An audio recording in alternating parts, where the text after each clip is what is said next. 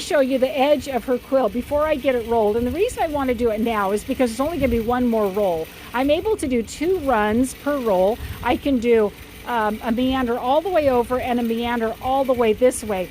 I have a 14-foot gamma machine and I have a 30-foot throw on my long arm. So that gives me about 23-ish inches of work on the quilt right here. So the more I have on the uptake bar, the more it fills in the space of my long arm. And then she can only go so far to the front. She can go about to here, and then she has a plate that keeps her from going too far forward. So it's not like I can fill up that entire space, but I get about 23 inches. Well, the design I'm doing is about 11 inches per run.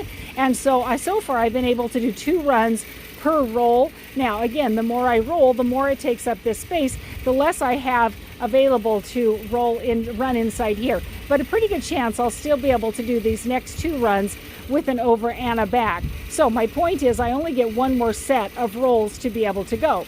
Because of that, I was going to show you the border right now. And I want to show you how nice and straight the quilt is. Even though it's 90 inches going this way and 103, and we've got all those pieces in there, she's made it square, beautifully square enough that it's just laying straight over. It's just falling right over, water falling over top of the edge beautifully. So because of that, I know that she did a great job of prepping her border.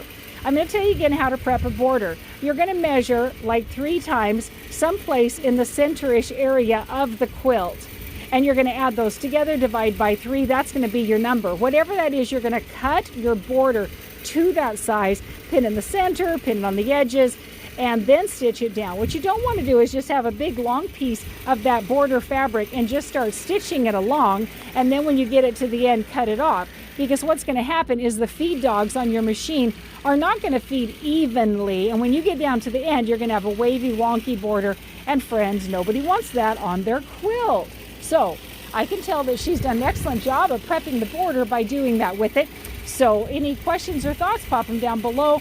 I teach free clinics over here at the Quilting Studio in the better, nicer months of the year in Yuma, which is winter for us. And I will talk about borders and how to help them to fit better. My friends, make it a great day.